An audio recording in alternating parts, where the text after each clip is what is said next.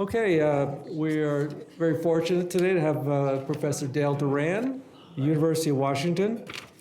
Dale has made fundamental contributions to our understanding of the most important problems, some of the most important problems in mesoscale meteorology. He's perhaps best known for his work in mountain meteorology, including the effects of moisture, downslope windstorms, orographic precipitation, lee-side rotors, lee vortices, gap winds, and predictability. In pursuit of these problems, he's developed numerical approximate equation sets and numerical algorithms with wide application in numerical simulation of atmospheric and other fluid flows. I really admire his deeply inquisitive papers on a range of topics in mesoscale meteorology, including some of the most basic questions that come up. Dale's the recipient of many awards for both research and teaching. Most recently, he was the recipient of the Jules G. Charney Award of the AMS. Today, the topic is replacing current NWP with deep learning, weather prediction, and extensions to a full Earth system model. And I understand the actual real Dale Durran will be coming in after, after the virtual one gives the seminar.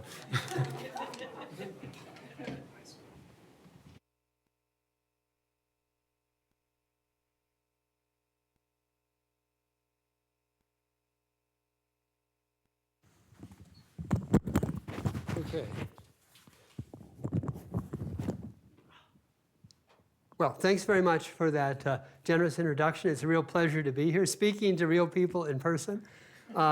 It's great. I actually enjoyed my visit, brief as it's been so far. Had a lot of real interesting conversations. Again, reminding me how important it is to come out here and talk to all you fine scientists every now and then to get charged up. So along those lines, I'm also, I think, in the interest of the fact that I am a professor, going to use the actual pointer. So I'm going to apologize to those of you online that I will not necessarily do this Zoom cursor thing, which I've been doing for the last couple of years, and it's just hard to go with. So anyway, I'm going to talk, as Rich said, about some stuff related to deep learning.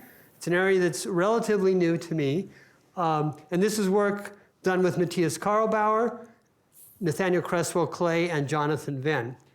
And let's go ahead and just talk about for a minute the big picture. I'm going to try to sell you on the idea that the time is ripe for real change in how we are operating. Back in the 1950s, numerical weather prediction got its start. And it's got its start because there were improvements in how we could calculate, because the electronic computer came around.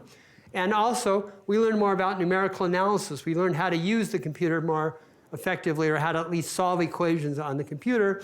And that improved our ability to actually do a numerical forecast, and got NWP started long ago. Nowadays, we've got improvements in hardware once again. We've got, in particular, a transition away from CPUs, or at least in addition to CPUs, we have graphics processing units. And we've also improved our understanding of artificial intelligence and how to do various types of machine learning and deep learning that give us a leg up on trying to actually do something with this new computer hardware. Okay, so what I'd like to do also is to sort of remind ourselves, remind everybody, of what we've got in the numerical weather prediction world. We've got a dynamical core.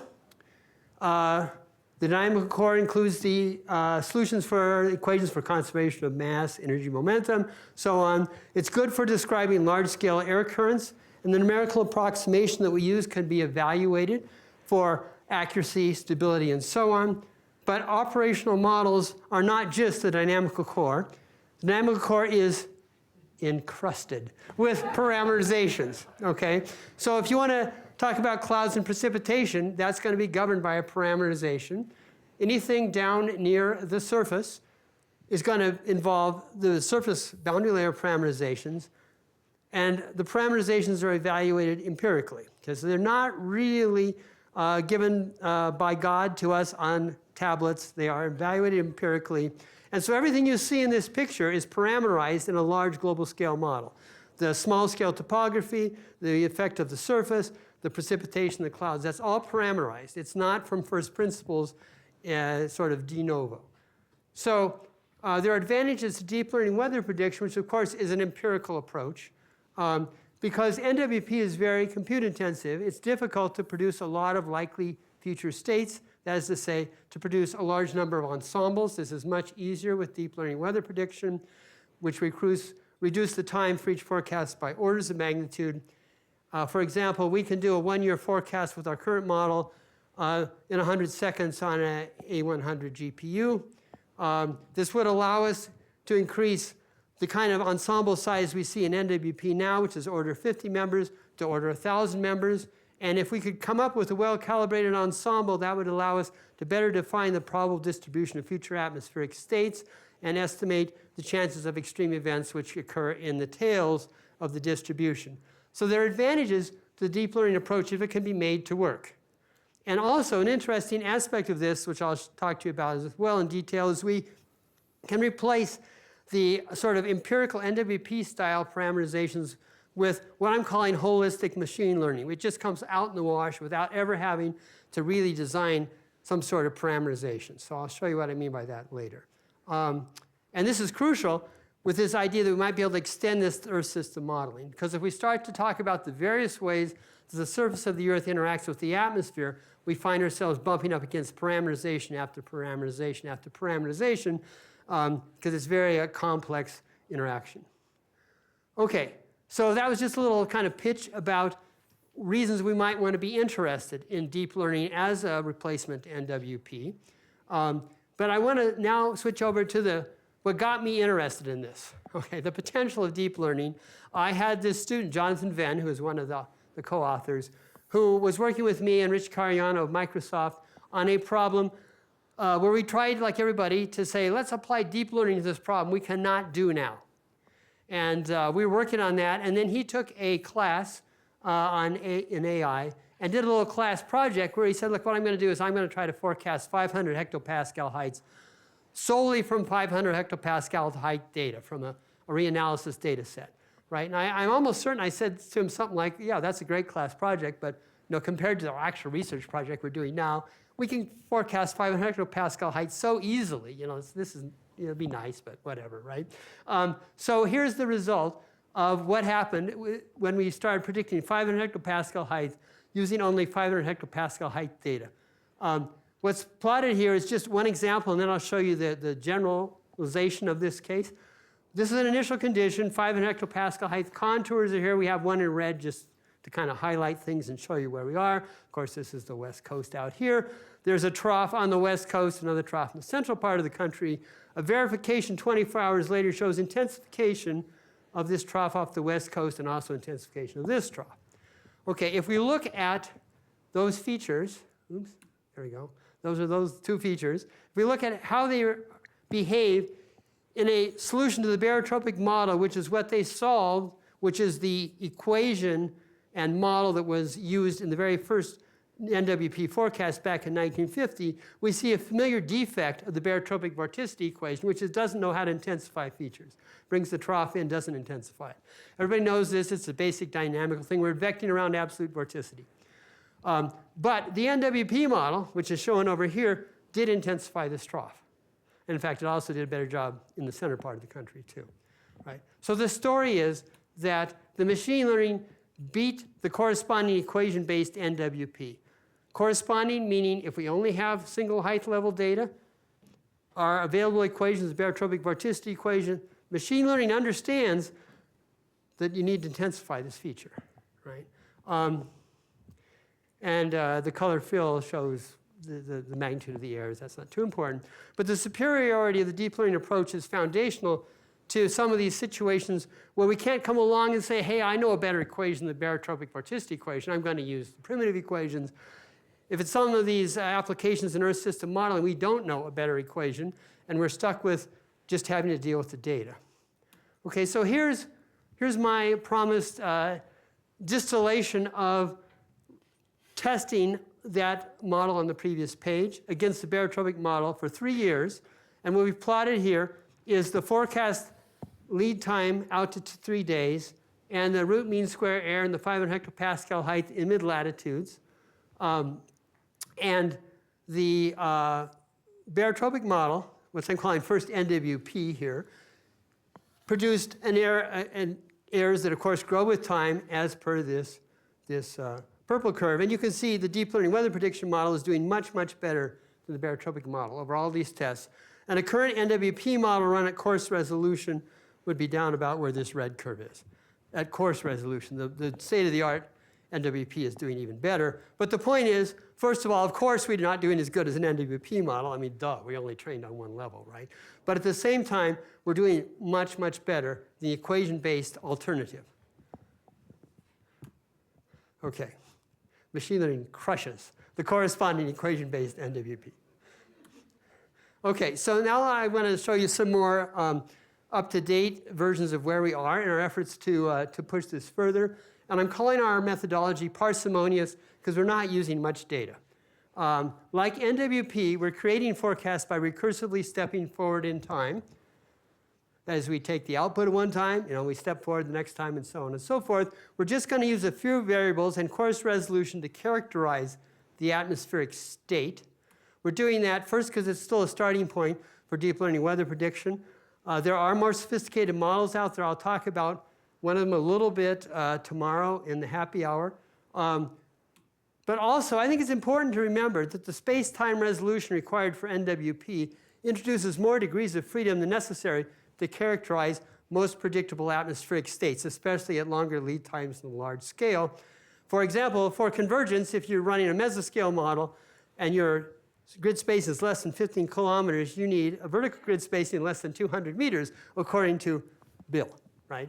And do we really care about the actual structure of the atmosphere every 200 meters up all the way through the tropopause? I don't think so. Morris cares.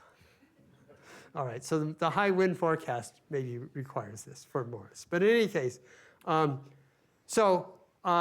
go ahead and just say a couple words about the nature of the model. We're using so-called convolutional neural networks, and the story is that we define a little set of 3x3 coefficients to cover the spatial structure of our variables. We form an inner product, or we multiply this 3x3 matrix with each point on our mesh, on our input mesh, and we get a value that's filled in on the next latent layer. So you can see there's sort of one darkened square showing up here. We use this same learned set of filter coefficients everywhere on the whole globe. We're going to learn a whole bunch of different sets of filters, though, to cover all kinds of cases. And we apply this repeatedly and develop a sort of UNet architecture that I'm not really going to get into. But the important things to think about are that this structure we're using is translation invariant. We're applying it everywhere. There's no geospecific training of our network weights. And yeah, 3x3 stencil. Okay, so we're going to apply the convolutional nets on 2D spherical shells. We have a basic model here that involves just 7 prognostic variables. Surface pressure, actually 1,000 hectopascal height, 500 hectopascal height, 2 meter temperature, total column water vapor, and 3 others. I figured it's not necessary to list them all, but they're similar sorts of things, 850 hectopascal temperature, for example. We also have 3 prescribed fields. We've got top of atmosphere incoming solar radiation that's going to vary as a function of season, time of day and position on the globe, a land sea mask, and topographic height. And we then train this model on ERA 5 reanalysis from 1979 to 2012.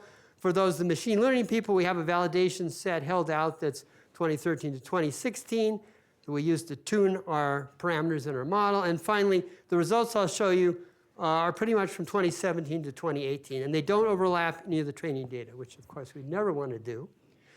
Our model is distributed over this HEOPIX mesh. The HEOPIX mesh is something the astronomers told me about last summer. It's a great mesh. I'm not sure it's particularly good for NWP, but all our satellite data in atmospheric science should be on this HEOPIX mesh. What it is, it stands for hierarchical, equal area, isolatitude pixelization. And so I'll say more about it on the next slide. But the story is that it's common in astronomy. They're using it as a way to just classify where they see stuff in the sky. So again, we're not arguing that this should necessarily be an NWP mesh, but this is very good for classifying where stuff is in the sky. It's actually formally equal area. It's not just approximately equal area. It's formally equal area. I think this is its first use in atmospheric science, so I'm not positive. If anybody else knows, let me know. And the way it works is as follows. We start with a sphere, and we divide it into 12 equal area faces. And these are not inscribed polygons. Okay, so we're not in that world anymore. We're just going to cut the sphere into these 12 equal area faces. There's 4 of these faces that are centered on the equator. There's 4 in the northern hemisphere, 4 in the southern hemisphere. And then we can divide these faces up into powers of 2 along each face. So for example, if we divide this face into 8 subdivisions in each direction, we get these equal area subdivisions. A nice property is that the pixels themselves lie on a constant latitude line. You can identify a latitude line with each one of these pixels. So it's isolatitude, which means if you want to do spectral analysis around latitude circle, it's easy to do for any of these things. Also, it turns out there are good ways to translate to spherical harmonics if you happen to want that. Our little 3x3 convolutional stencil on the HELIPX mesh is a diamond. And interestingly, just like the cube sphere, there are 8 special points where things are different. These points in mid-latitudes are different. Notice this point where the faces come together in the equatorial region is not a special point in terms of how you describe a stencil around that point. Same thing for the pole, is not special. But there are 8 points, 4 in the northern and 4 in the southern hemisphere, where you have to do something a little bit special. Nevertheless, it works well for us, as we'll see later. Okay, so it turns out that the strategy that we've adapted gives us robust stability as we integrate our model forward. And again, I decided not to talk much about the details of the machine learning model itself, but in all of these machine learning models, we define a loss function that we use to train the model. Our loss function is looking at mean squared error every 6 hours. We have 6-hour time resolution over 1 day. So we only look over a 1-day window to train the model. But then we're going to recursively apply our trained model again and again, and we're going to iterate it forward. We're going to take 12-hour time steps, and there's basically we're forecasting 2 times. The 2 times, it's a little bit of a detail, but we have 6-hour time resolution, 12-hour time steps, 2 steps per day. We're going to just start running this thing forward. Remember, and it turns out, I didn't really say this, but we didn't put any physical constraints in the training data. We just said we want to match the 24-hour evolution of our prognostic variables. That's our loss function. And let's see what happens. So what's plotted here is climatology and the observations on July 1st, 2017. The color fill is 500 hectopascal height. The black solid lines are 1,000 hectopascal height, or if you like, surface pressure. So here we are in July. It looks like you might expect the heights are pretty high in the poles. Of course, they're higher in the tropics. There's not a lot of storminess. Let's go ahead and see what happens if we start to step this thing forward.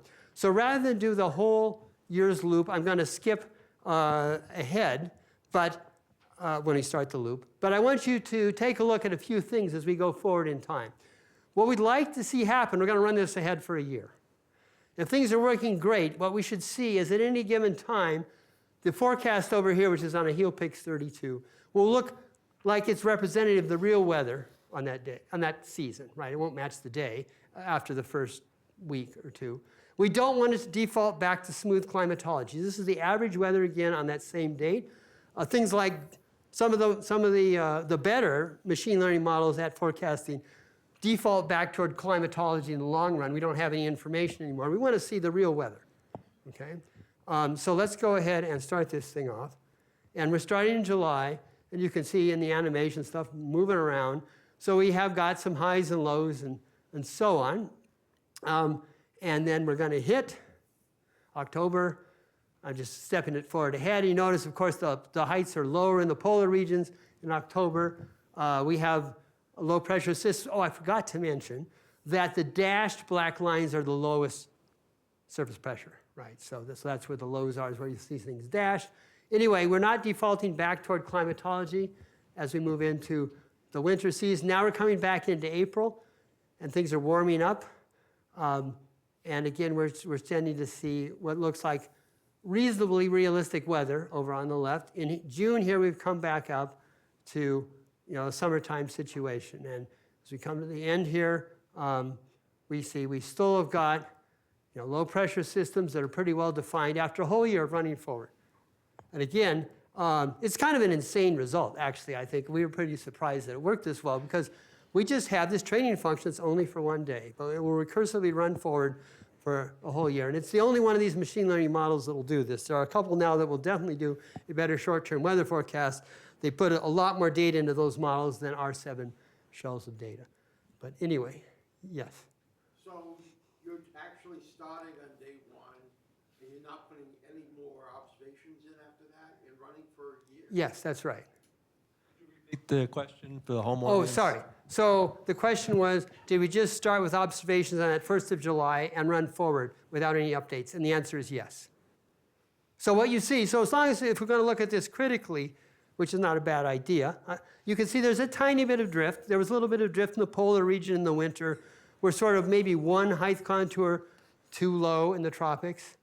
But we're just letting it go. We're not worried about correcting drift or anything. We're just seeing what it will do. And it does, I'd argue, a pretty good job of just reproducing itself without getting into a weird state or getting smooth. Okay, so let's take a look at some quantitative comparison with the ECMWF model. Our focus is on S2S forecast lead times. So we're going to use their S2S forecast model, which is a little coarser resolution than their regular model by a factor of 2. So we got 18-kilometer resolution in the ECMWF model we're going to compare against. This particular comparison is actually with a model. I keep flipping around various things. We're really going to look at a 7-variable model first. But it's going to be on the order, it's actually 220-kilometer resolution. So coarse resolution, we're going to have 7 2D variables. It's got 9 prognostic variables on 91 levels. So that amounts to 819 spherical shells. And I did update this. We're going to have 7 spherical shells of data, not 6. And we've got a few prescribed inputs, the top of atmosphere radiation and so on. But we don't have any coupling down below the surface. We got no ocean model or anything like that. And so let's just take a look at the model performance over a 2-year, over 200 test cases, twice weekly over 2 years. This is the forecast day going out to 2 weeks. This is the root mean square error, the 500 hectopascal height. The ECMWF S2S integrated forecast system here, results are in green. They're the best. You might hope that, given they have so much more going into their model than we do. Our old model that we published in 2021, which was on a cube sphere, using 6 spherical shells of data, gives us this blue behavior, which is obviously worse than the ECMWF model. But it's not ridiculous by any means. And if we now take a look at the orange curve, that's where we are at the moment with 7 spherical shells of data. We're just really a day behind them at a 1-week lead time. And also, if you look at some fixed time, like 4 days out, we've more than cut the error in half. One of the most important parts of this was using the HELPIX mesh. And it turns out with the HELPIX mesh, we have half the total grid points as in this blue model. So we cut our grid points in half over the whole sphere and still got a very substantial improvement. If we look at a corresponding metric, which is the anomaly correlation coefficient, because of course the root mean square error will reward defaulting back toward climatology at longer term. The anomaly correlation coefficient for ECMWF, high is good for anomaly correlation coefficient. They're the green curve. Here's our old model, here's our new model. We're a little more than a day behind at a week in anomaly correlation coefficient. But once again, as we worked on the architecture, we've cut our error more than in half, using half the number of points, but using some improvements in the architecture of our model and being on the HELPIX mesh. Okay, and just as an example of a forecast, here is a HELPIX 64. So now our grid spacing is like 110 kilometers. Forecast for Hurricane Irma and the validation for Hurricane Irma, it's this little bullseye in the surface pressure. If we look at what happens in this case, we see that Irma is followed over 4 days up into approximately the correct position. It's actually done a pretty good job of holding the intensity too, which I think is interesting because you might think this is a pretty coarse resolution grid spacing to be forecasting the hurricane. And in fact, it does make me wonder to what extent grid resolution requirements are different for deep learning weather prediction. Something that might have been interesting to have actually thrown into this talk, except I don't have a very nice version of the figure handy, is we did look at what happens to the spectra of the kinetic energy around a latitude circle as we step forward in time. And we lose some fine resolution stuff in the first 12 hours, a little bit more in the next 24, and then it stays forever, more or less, at the resolution that we wind up with after losing a bit in the first 24 hours. Okay, so now let's talk about this business about holistic parameterizations. We're going to look at surface temperatures predicted by this model without a boundary layer parameterization. It's just the same model we've been talking about. What does it do for surface temperature? So look at 2-meter temperature at two paired sites. One is the Amazon and the adjacent ocean. One is Australia and the adjacent ocean. And we're going to look at a forecast just as an example. Oops, what happened here? I thought there was one more. Come on, there we go. Seems to be responding a little slow. But anyway, 2-day forecast initialized in March. Okay, so we have 6-hour time resolution. So if we plot our surface temperature as a function of time over 2 days, we have 2 peaks, 2 valleys, and we have these piecewise linear lines with points every 6 hours. The Amazon pairs on the left, the Australian pairs on the right. The ocean locations are in blue, and the land locations are in either green for the Amazon or red for the Australian desert, right? So when we see looking at this is the obvious first thing we notice is little temperature variation over the ocean, and we have a land-sea mask, so we're not too surprised the model's been smart enough to understand that when it's over the ocean, the diurnal range should be small.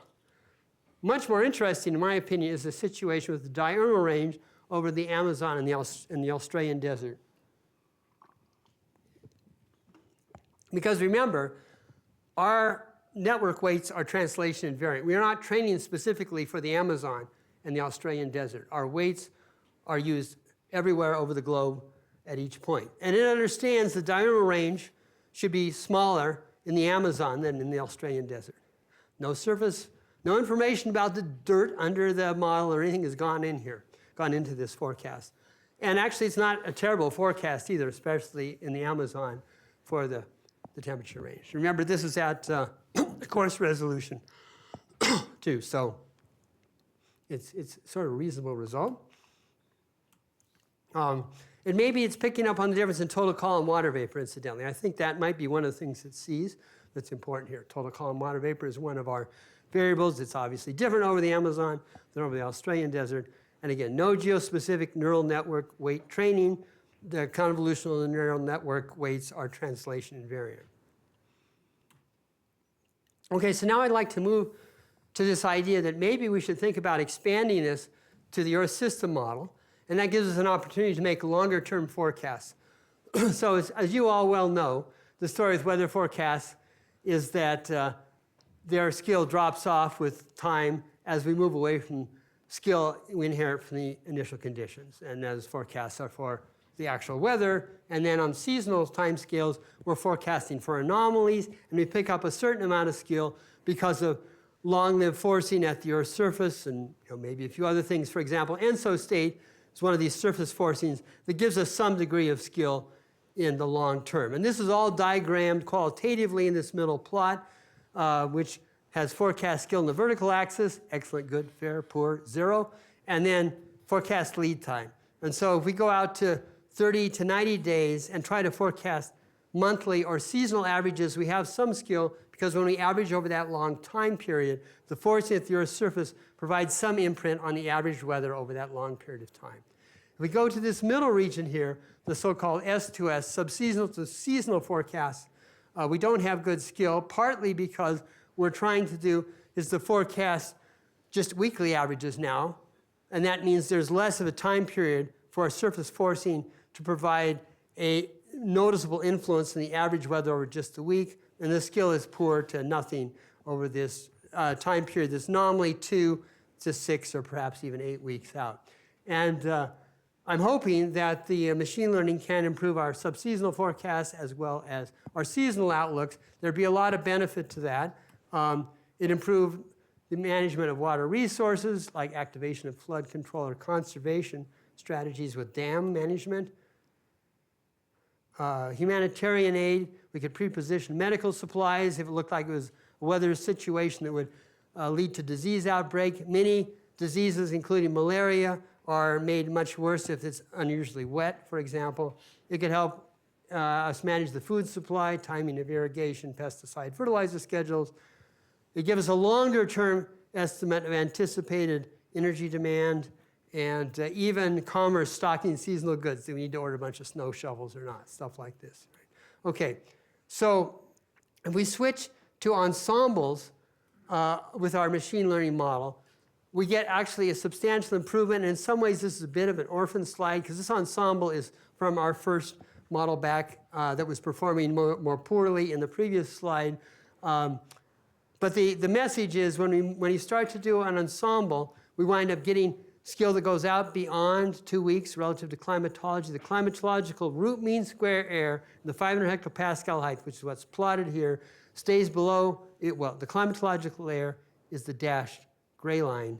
And both the ECMWF model and our ensemble model stay under that. And we're actually, even with our old model, we're getting closer substantially to climatology by using, it's not climatology, we're getting closer to the ECMWF ensemble result by using our own ensemble. Okay, so we have the 50-member ECMWF ensemble in red. We have the deep learning weather prediction ensemble from our older cube sphere model. We don't have a new ensemble set for the HEALPIX model. I'll explain why in a moment. We've been busy on some other things. But anyway, the point is that, that this model that is nevertheless poor compared to our new HEALPIX model is doing pretty good when we make an ensemble forecast. And we plotted, here's the score over 208 days. And we obtain the correct ensemble spread for ensemble by a strategy that's really pretty simple. When we work with ensembles that are purely initial condition ensembles tend to be under-dispersive, right? So this is a problem at all scales. And it relates to probably limitations of the model really translating uncertainty in initial conditions correctly through the model physics. But for whatever reason, they tend to be under-dispersive. So in NWP, there's a variety of strategies to deal with this, including adding stochastic kinetic energy backscatter or stochastically perturbed parameterization tendencies. We put some noise into the model, and we wind up getting a better spread score, but also better anomaly scores typically too. In deep learning, what I want to do here is to contrast our strategy for getting some value out of our ensemble. We just trained similar models, I should get rid of slightly, from different random seeds. So they're just different random seeds gives us slightly different models. So we just go through the process and get a model that behaves just slightly differently from training with a different random seed. And what we wind up with as a result of all of this is a spread skill relationship that really isn't horrible considering that we're working with a single initial condition in this plot here. So I plotted forecast lead time out to 2 weeks again, the root mean square error, and we are trying to, ideal spread skill relationship would be to have the spread sit on top of the mean. And we've gotten a lot of the spread that we need to sit on top of the mean just from this strategy of making sort of a multi-model ensemble by training with different seeds. And here, to kind of put this in perspective, if we switch our focus to exactly match some published stuff in the published literature, that was a global plot I had before. Now we're going to plot the northern hemisphere extratropics between 20 to 90 north for this period of time, as reported for ECMWF, UK Met Office, and NCEP. And what's plotted on the left, the dashed lines are the root mean square error and the spread of the solid lines. The best model is the ECMWF model. This is a paper, out of a paper by Tim Palmer, who is, of course, bragging that ECMWF is doing almost perfectly here with the two red lines almost on top of each other. Meanwhile, NCEP is maybe the worst one with the biggest root mean square error and a spread that is low, right? So here we are over here. Well, we're not as good as them, although notice that our root mean square error doesn't look so bad compared to NCEP. I've made the axes match here, right? So 80 matches 80, for example. But again, we're getting a lot of spread without any initial condition variation here at all. Okay, so it's a fairly effective way to make an ensemble. Of course, our goal is to eventually develop an analysis for the initial conditions that will boost our spread skill score up to perfect, or at least do a much better job. But I wanted to mention there's a very simple strategy with the machine learning approach to get a nice spread skill to improve the spread skill relation in a sort of multi-model sense. So I think we can think of this as similar to what we would get if we used SPPT or SCEP or some of these other backscatter approaches, or just a multi-model ensemble. Okay, so how does this thing behave then at S2S lead times? If we take the average over weeks 3 and 4, or weeks 5 and 6 from initial forecasts, again over this 2-year training period, we plot the anomaly correlation coefficient of the ensemble mean. That's the first thing we'll look at here, is what's the mean doing? What's the anomaly correlation coefficient for the ensemble mean doing? Our ensemble's in blue, so pay attention to blue, pay attention to the ECMWF S2S ensemble, which is in orange, and pay attention to persistence. Of course, climatology has a score of 0, right, because we're looking at anomalies. So you can notice that both our ensemble and ECMWF are beating persistence, so there's at least some degree of skill there. And out at weeks 5 to 6, although the anomaly correlation coefficient itself is pretty low, like 0.25 or even less in our case, we are sort of within a bootstrapped error estimate of ECMWF out at weeks 5 to 6. So the skill is really bad, but on the other hand, there is skill there, and we are in the same spot as ECMWF, almost at weeks 5 to 6. A better measure of the quality of an ensemble is something like the continuous rank probability score, CRPS. And what CRPS is you take your various ensemble members who are maybe predicting temperature, say, for example, here, I guess it would be a Fahrenheit temperature more likely, or it's a really hot day, depending if it's Celsius. But we have a series of forecasts. We line them up in ascending order. We compute the cumulative probability distribution of the probability of the forecast in the ensemble. That's this black curve. We compute the cumulative probability distribution for the exact actual event, which is a step function at the verification value of our parameter in question.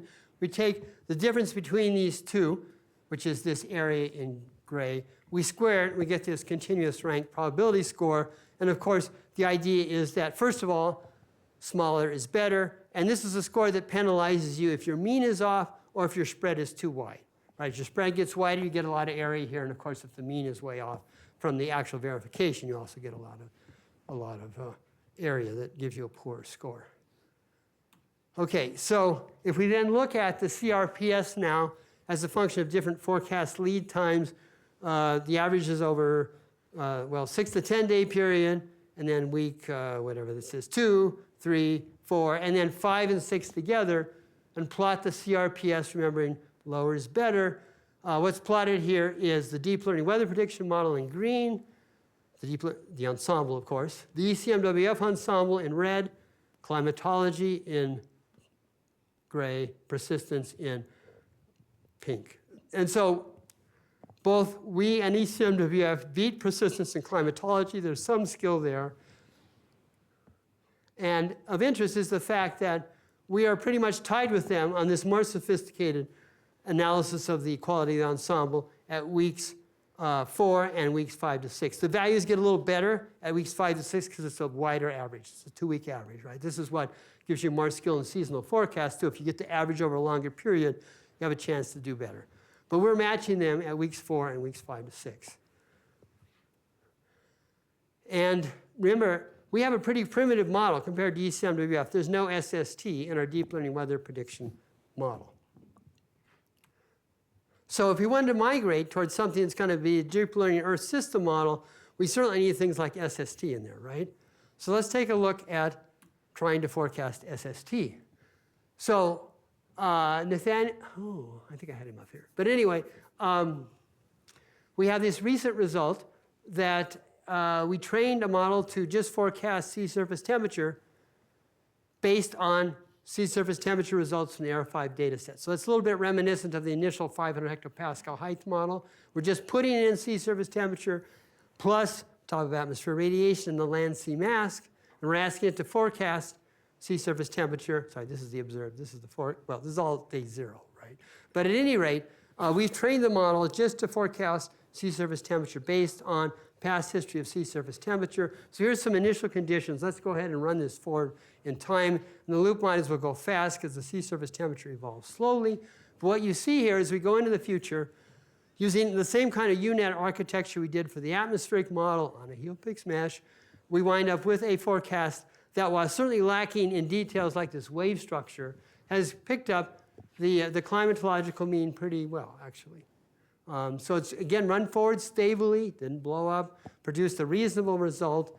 In fact, let's take a look at one aspect of sea surface temperature forecasting that is always fun, which is to forecast El Nino, right? So what happens if we try to use this extremely primitive sea surface temperature model to forecast El Nino? Well, you all know where El Nino happens. We have these temperature anomalies, right, in the equatorial Pacific. We're going to forecast Nino 3, partly because we have some results from the UK Met Office to compare against.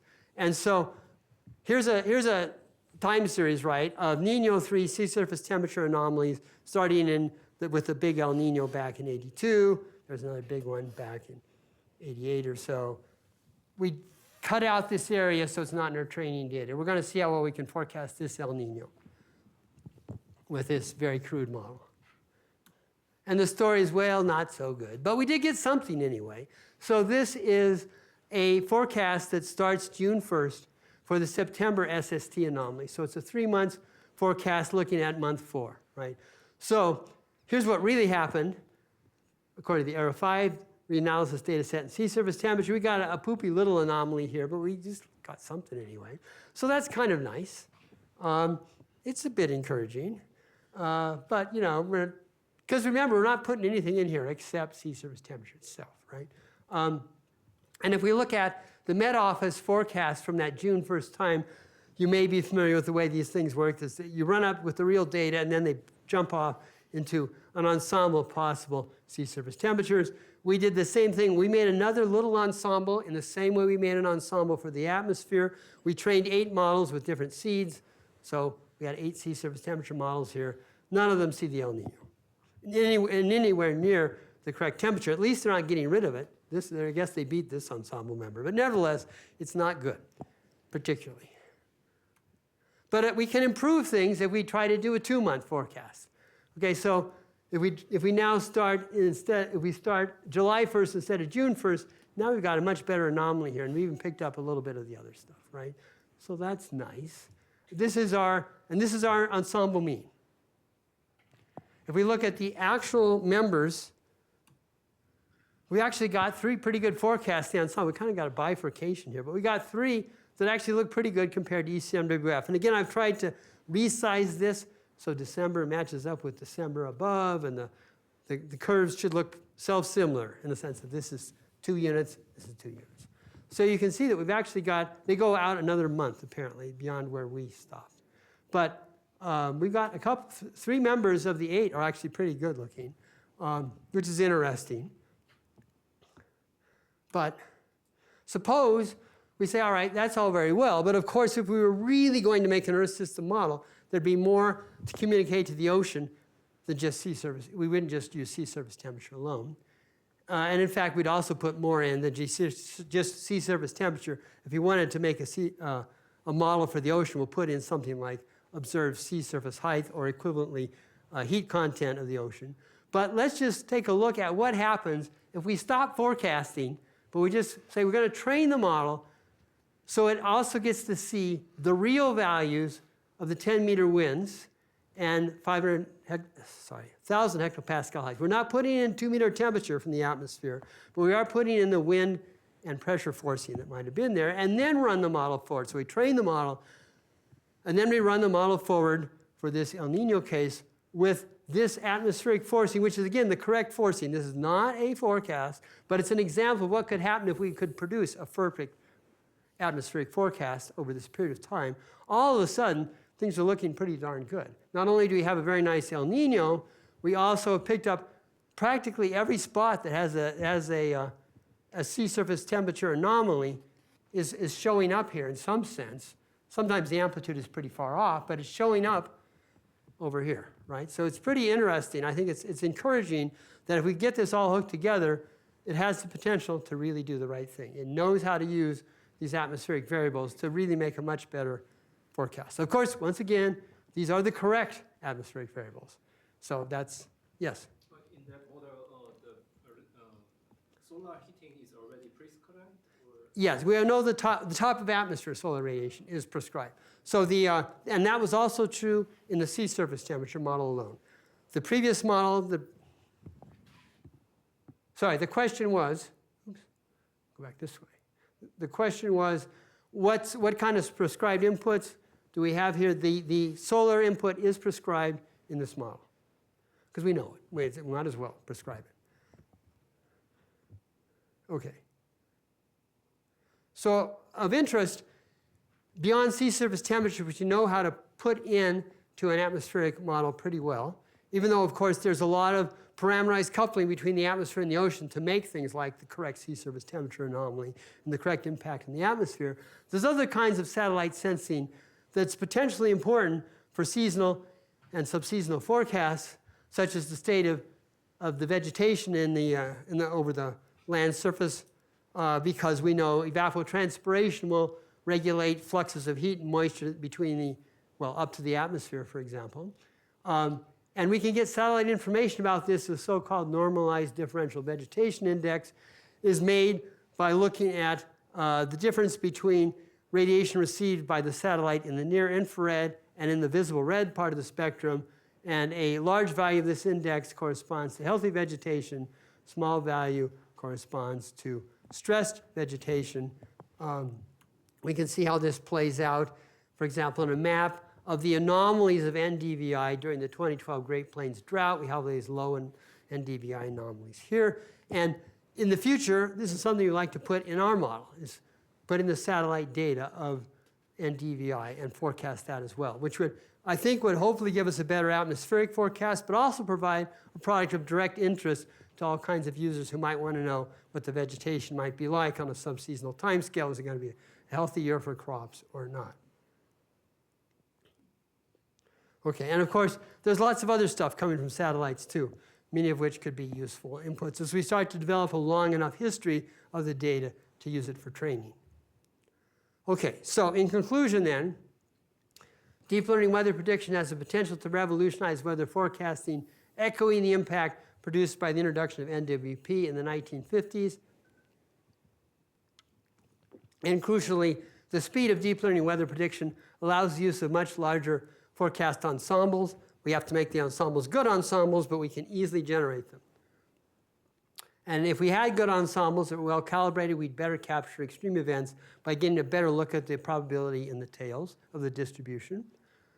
It also allows us, the deep learning approach, to use this sort of holistic replacement of current parameterizations without having to work through all that. The recursive sea surface temperature model forecast is the first step we're taking in expanding our model to a deep learning Earth system model. We're going to couple the two together soon, we hope. This whole approach of deep learning Earth system modeling may be particularly appropriate for subseasonal and seasonal forecasting, where we want to see the imprint of the surface underlying the atmosphere. We can make better use of satellite sensed products characterizing the atmospheric lower boundary without having to have complicated equation-based models for this. And we can also generate, as I mentioned, conceivably end-user products of direct interest to the users while also improving our forecast. Something like NDVI would be an example of that. So that's the conclusions. There's three, actually these are older papers now. We don't have the new one yet. We're working on it. But they do describe the UNet and stuff like this. So thank you very much.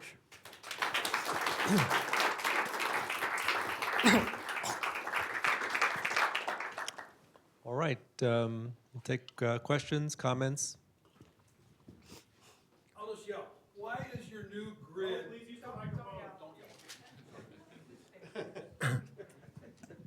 Sorry about that. Why is your new clever grid? Why is it clever? Or why is it so useful? Well, it allowed us to do a couple things. First of all, with the cube sphere, we had a separate set of weights for the polar faces and then the four equatorial faces. So now we just have one set of weights used everywhere. So that cut the number of weights we had to train in half, allowed us to put more power in the model with more weights. Second, it's isotropic all over. It's a very nice representation. I think it beats anything that I'm aware of, actually. So it's a nice isotropic representation of the sphere. And those are probably the two aspects that have given us the most benefit from it. Thanks. And it's not my grid also. Remember, the astronomers thought of this, right? We just learned about it. So Dale, you showed us that you can go a long way towards replacing NWP for forecasts. But you have initial conditions and training data that also come basically from NWP via reanalyses and data assimilation. Do you have thoughts about how you could get rid of that part of the enterprise? Yeah, it'd be easy.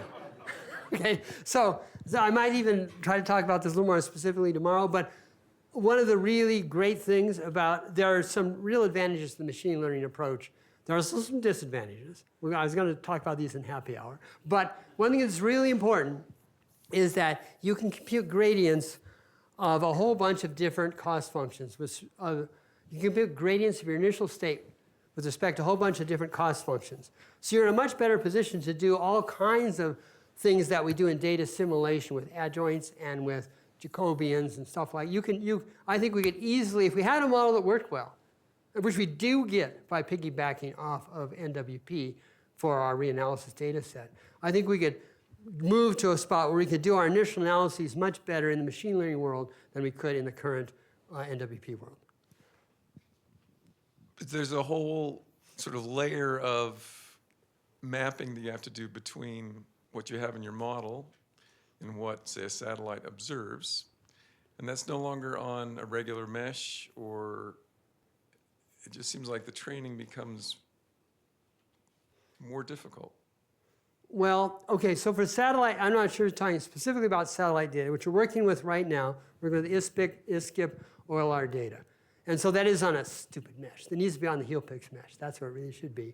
But it's on this mesh that's latitude that throws away resolution near the poles in some sense. Even though it's a latitude-longitude mesh, the actual values are just the same over some strip as you get up near the poles. And there's missing data. And we have to deal with all this kind of stuff, right? And we're working on that. But this is stuff, I'm not quite sure that I see how that's necessarily different than the challenges that arise in conventional NWP, in the sense that once we've ingested this data, what's the right way to say this? I don't think the challenges are going to be harder in this context. Certainly not just because of the fact that this stuff is irregularly distributed. I mean, you can have the same kind of operators that map, your point into the space covered by your model and so on and so forth. I mean, I think this is really going to be quite similar, actually. Let's go with Judith and then Paul. Thank you very much. Very interesting and comprehensive talk. My question is about your ensemble. And there's two ways to get spread. One is to have random model error, where you have ensemble members that all draw from the same underlying distribution, but the spread, there's more diversity around this ensemble mean. And another one is sort of what multi-models do, which is where you get additional spread from the fact that each ensemble member has a different bias. So my question, when you do your effectively multi-model ensemble, because you use different weights, how do you get the spread because of the diversity, so random model errors, or are you getting the spread because each of your ensemble members has a different bias? Well, actually, they have very similar biases. They perform individually quite a bit like each other. I mean, they do give you a different forecast, but by bias, I tend to think of that's going to be an error that you see systematically over a lot of forecasts. And we're not really aware that that's happening as much as that we do get a cloud of different results from any given forecast from the 32 different models, so the multi-model. So I kind of feel like we certainly haven't got the appropriate initial condition uncertainty in there, in the stuff I've shown you. We could obviously try to ramp up the spread. Either it might even work just to have a larger ensemble. We might have to add some sort of stochastic amping up of the spread within the ensemble members. But at the moment, it's kind of like, whoa, all we did was change our weights, retrain the model, and we get a pretty nice spread. So that's kind of where we're sitting. We may need to add some stochastic stuff to the model that maybe if we had good initial conditions, we'd wind up with a good spread skill score.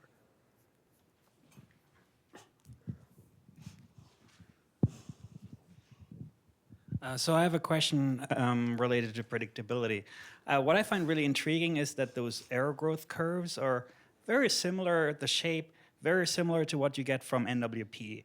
So I guess very optimistically, you could make an argument that error growth and predictability, butterfly effect, it's all a consequence of the equations.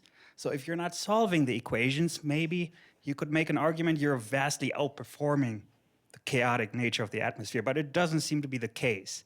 So we cannot beat chaos, even with this approach. Or is there anyone out there that argues we can vastly outperform NWP using a non-equation-based approach, or not using the equations of motion? So nothing about what we talk about here repeals any of the constraints about the predictability thresholds in the atmosphere, right? So I don't think any of those are going away. I think there are some questions about what are the real predictability constraints in the atmosphere for practical prediction purposes, both in the context of what happens if you filter the air data, but also even theoretically, what does it really take to move a low pressure system around, for example. But that's on to the side. I think that we're still going to have to respect whatever predictability constraints there'd be in NWP as well. We're not going to necessarily beat that, except to the extent that we make smarter use of ensemble data that really gives us a much more accurate representation of the probability distribution of the future atmospheric state. Again, that relies on getting a good ensemble. Otherwise, you just got a bunch of stuff, right? But I think that's the hope for predictability with this approach, is to have a really well filled in ensemble. Thanks.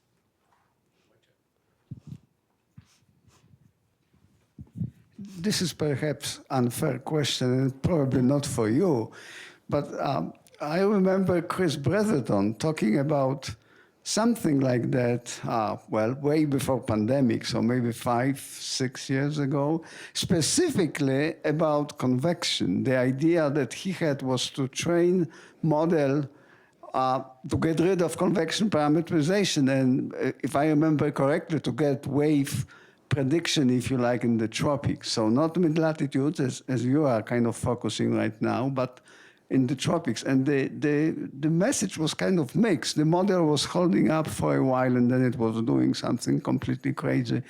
As I said, unfair question shouldn't be to you, to No, I'm happy to Chris. answer it. So the story is there's been a major push. So we know that the parameterizations are very empirical that are in our models, whether it's convective parameterization, microphysical parameterization, boundary layer parameterization. Machine learning has been used in an effort to develop better parameterizations, then plug back into the NWP model. So what Chris's goal was, and to some extent may still be, I'm not exactly sure of his current thinking, but it wasn't too long ago, the goal was still to make better parameterizations that then we plug into our NWP model and get a better result, because we know these parameterizations are defective. And it never really panned out all that well. So this approach is completely different. We are not trying to make a parameterization that plugs in to the NWP model. And my own personal bias is that's not a good strategy. There's another strategy that's maybe important. No one's asked about climate modeling. But there's, if you want to go off beyond seasonal forecasting, where we have verification, where we can say, look, we have demonstrated this model works.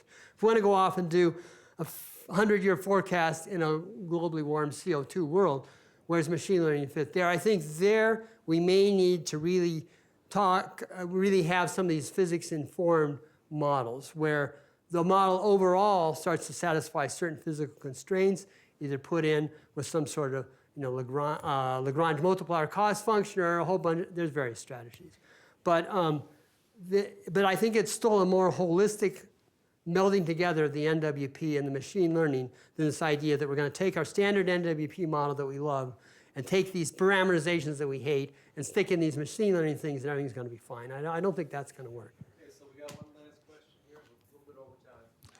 So Dale, you talked about forecasting extreme events. Would you think that your model could predict extremes that it hasn't seen in the training data? Like, for example, the Pacific Northwest heat wave. Would you be able to simulate something like that? In this model? So we are involved in two efforts to test this. One, which currently is a little messed up. I wasn't directly under my supervision, though I was kind of tangentially involved. Worked pretty darn well, where we tried to forecast cold events, extreme cold events. It turns out they were looking at 3 regions. Matthias Karlbauer was involved, and we're using this model, or the HEALPIX model, to predict extreme cold events. And that worked surprisingly well, except they didn't do a real good job of separating the training data and the events. So we kind of said, they have to do that over. But we are trying something different, which is where we want to go for the real extremes. We've got some dates picked out for some locations in the US that are very extreme, like once every couple of years, hot events. And we are going to restrict, we're going to cut all data out that has hot events in the continental US. So not just at these locations, we're going to cut out the continental US and test it. And so we hope to have an answer for that question that's more precise if we really get way outside the training data. Okay, well, thanks again, Dale, and please join us for some cookies and coffee and further questioning.